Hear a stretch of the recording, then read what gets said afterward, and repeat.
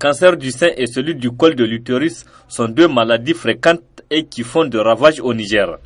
Deux maladies donc qui suscitent des interventions chirurgicales dont les unes se font sur place et les autres, notamment la radiothérapie, nécessitent une évacuation sanitaire à l'extérieur. Quel est le processus de la prise en charge du cancer au Niger? Comment se font les évacuations des malades du cancer? Suivant cet éclairage du cancérologue Dr Dile Isimoa et du ministre de la Santé publique Dr Ilyasu Idi Menassara. Tout commence par le médecin spécialiste. Mais ce qui se passe, c'est qu'on s'est rendu compte que vraiment, il y a un problème au niveau de ces coûts-là. Si on le faisait au Niger, ce serait gratuit. Vous voyez? Et ce serait gratuit pour la population. En tout cas, ou presque gratuit, parce que ça se retrouve au Niger. Mais quand ils vont à l'étranger, ils paient vraiment beaucoup d'argent. Les coûts, vous voyez, pour les mêmes patients, ça je parle de mes patients que moi j'ai opérés, des collègues qui ont fait la chimie, moi j'ai fait la chirurgie. Ça c'était pour le cancer du sein, je parle du cancer du sein seulement. Donc c'est une patiente qui a bénéficié de tout ça. Et maintenant, voilà, qu'est-ce qu'on a ici? En Tunisie, elle avait une prise en charge de l'État. Donc l'État envoie l'argent dans cette agence-là pour la prise en charge, pour la radiothérapie. Ça a coûté 4 millions et quelques. Ça, c'est pour la prise en charge d'une seule patiente. En même temps, avec son logement, hébergement et tout est compris. Maintenant, il se trouve que dernièrement, une de mes patientes est venue me montrer ça. Ça, c'est récent. C'est toujours en Tunisie. Une prise en charge du même patient qui coûte 15 millions, presque de 16 millions de francs CFA. Le même profil de patient. Déjà opéré au Niger, déjà chimiothérapie au Niger, et elle se retrouve avec une évacuation sanitaire de près de 16 millions. Vous voyez qu'on aurait pu envoyer en Tunisie au moins 4 patients. 4 patientes auraient pu bénéficier de la prise en charge. Et on s'est renseigné, cette clinique-là ne possède même pas de radiothérapie. Au Maroc, en Tunisie, il y a plus de 10 appareils de radiothérapie. En public, aussi bien en public qu'en privé. Pourquoi est-ce qu'on va prendre une clinique privée qui n'a même pas de radiothérapie et on lui envoie 16 millions, le prix d'évacuation de 4 patientes? Donc là, vraiment, c'est un appel. C'est un appel à la conscience de tous. Parce que c'est nous les médecins spécialistes et les médecins, c'est nous qui voyons les patientes. C'est chez nous qu'elles viennent. Moi, quand j'ai 4 patientes qui doivent bénéficier d'une radiothérapie, j'ai besoin que ces 4 patientes bénéficient, que ce soit au Niger ou ailleurs. Mais quand je vois que j'envoie une patiente et qu'elle reçoit le traitement de 4 patientes, je ne peux pas, c'est inacceptable parce que nous ne pouvons pas cautionner ça. Nous ne pouvons pas être complices de ça. Je pense qu'au plus haut niveau de l'État, il faut que de la lumière soit faite sur ce genre de procédure. Dernièrement, il y a beaucoup de cliniques qui ont été fermées. Beaucoup de cliniques ont été fermées. Mais c'est vrai. L'État doit être dans ses droits, doit recouvrir ses fonds, doit être dans ses droits. Mais je suis désolée. Avant de chercher la poussière dans l'œil des autres, il faut chercher la poudre qui est dans son œil. Quand on est assis sur un tel genre de circuit, je ne sais même pas comment l'appeler. Quand on est assis sur ça, il ne faut pas aller chercher des points aux autres. Vous savez, une des cliniques qui a été fermée, une des cliniques, je ne parle pas des autres, je parle d'une seule qui a été fermée, elle fait de l'anapathe. L'anapathe, vous savez, c'est quoi? C'est le prélèvement qu'on fait pour examiner et voir est-ce que c'est un cancer. Et cette clinique qui a été fermée, ce cabinet qui a été fermé, il fait plus de 90% des résultats de tout le Niger, je vous dis. De tout le Niger sortent de cette clinique-là. Et elle a été fermée. Sous l'impulsion du président de la République, on est en train d'acquérir aujourd'hui un centre qui va en tout cas être même un centre de référence dans la sous-région en matière de cancer. Parce qu'il va être le plus grand centre de lutte contre le cancer en Afrique de l'Ouest. Puisqu'il y a d'autres qui ont commencé, mais déjà le Niger a commencé avant, en tout cas, beaucoup de pays à faire la chimiothérapie de jour au niveau d'un centre national de lutte contre le cancer. Une fois que, dans les mois à venir, nous avons acquis tous ces matériels que nous attendons, dont certains sont arrivés et d'autres sont en cours d'acquisition, on va prendre le cancer sur place. Et là également, ça va générer d'autres bénéfices qui vont nous permettre de réorienter ces montants pour l'amélioration de plateaux techniques.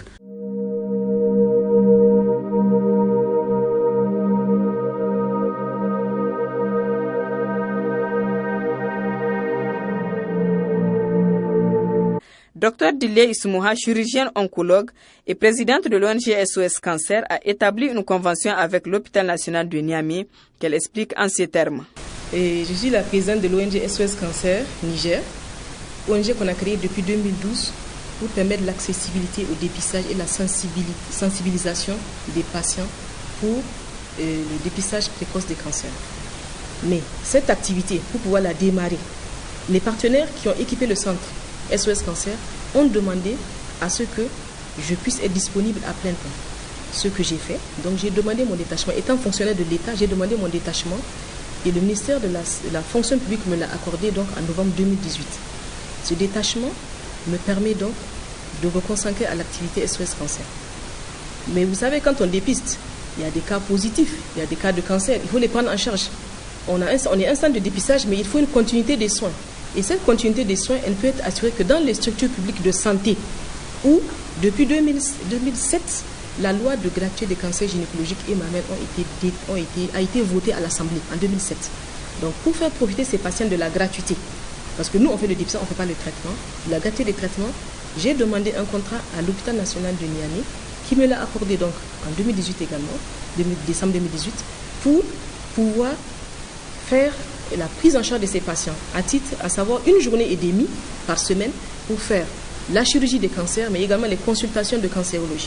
Malheureusement, pour avoir dénoncé des irrégularités qui entourent l'évacuation à l'extérieur des malades atteints du cancer dans un reportage diffusé par la télévision Labari, le contrat qui lie Dr Dile Ismouha et l'hôpital national a été tout simplement suspendu.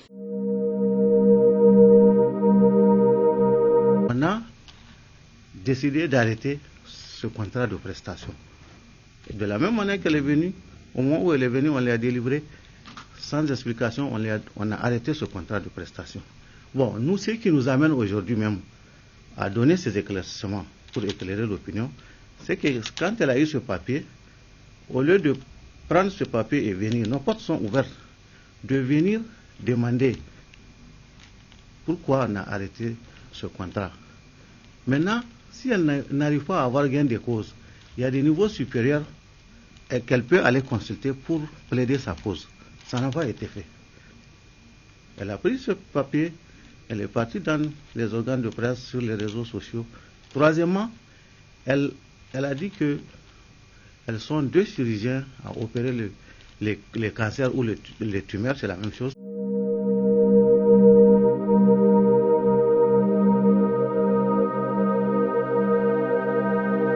Le mercredi 16 octobre le matin, j'étais en consultation à l'hôpital où j'ai consulté une trentaine de patients.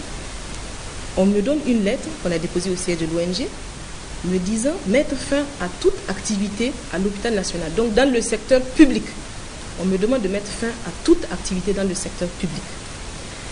Je vous rappelle que depuis 2010, je suis affectée à l'hôpital national de Niamey en tant que fonctionnaire bien sûr, maintenant en tant que fonctionnaire détaché, et je me consacre au service public parce que les populations les plus vulnérables vont à l'hôpital. Les populations qui n'ont pas les moyens, les personnes qui doivent être prises en charge gratuitement, elles vont à l'hôpital. Et l'objet de ce point de presse-là, c'est aujourd'hui d'attirer l'opinion publique, d'attirer l'opinion nationale et internationale sur la manière dont la santé publique elle est malmenée, dont la santé des populations elle est bafouée. Parce que quand un médecin spécialiste travaille dans un hôpital national, c'est pour servir son pays, servir les populations. Il faut savoir que dans le monde, au Niger en 2018, sur une population de 22 millions d'habitants, dont 52% sont des femmes, on a eu 8674 nouveaux cas de cancer en 2018. On a eu 7115 décès, dont plus de 80% décédés de cancer. Nous sommes dans le mois d'octobre. Octobre rose est dédié sur le plan international à la lutte contre le cancer du sein. C'est un mois où dans tous les pays, tout le monde se réunit pour parler autour du cancer. Mais vous voyez dans ce mois d'octobre ce qui se fait. On prend un des deux chirurgiens oncologues dont dispose le Niger, donc moi qui suis affectée depuis 2010. On est deux. On me prend et on m'éjecte du secteur public. On m'interdit de soigner la population du Niger pour un problème de personnes. Donc je dis à mes patients, je tenais à faire ce point de presse pour dire à mes patients que je ne les abandonne pas, mais j'ai été contrainte de le faire. mais où que je sois, je continue à servir mon pays. Où que je sois, je continue à servir la population. Maintenant, elle est partie. Ça veut dire que son collègue là va se retrouver débordé. Et finalement, les pauvres ne peuvent plus avoir accès à ce service. Cette femme-là est une lanceuse d'alarme et elle devrait être protégée. À travers la révocation ou à travers la remise en cause de la convention qui lie Dr Delay à l'hôpital, en fait, c'est une façon de transmettre un message aux fonctionnaires que faites attention, même si à la ligne verte, si vous dénoncez, on va vous révoquer. Au lieu qu'elle soit récompensée, au lieu qu'elle soit promise, non, on remet en cause, c'est une convention elle était en disponibilité. Donc ça veut dire que du fait qu'elle ait dénoncé cette mafia-là, comme le Niger se résume à des personnes, les jeunes ne voient que leur intérêt. Donc, du fait de leur intérêt, ils peuvent piétiner l'intérêt du peuple. Parce que l'intérêt du peuple, c'est que les citoyens puissent être consultés et soignés par cette dame-là. Non, on s'en fout.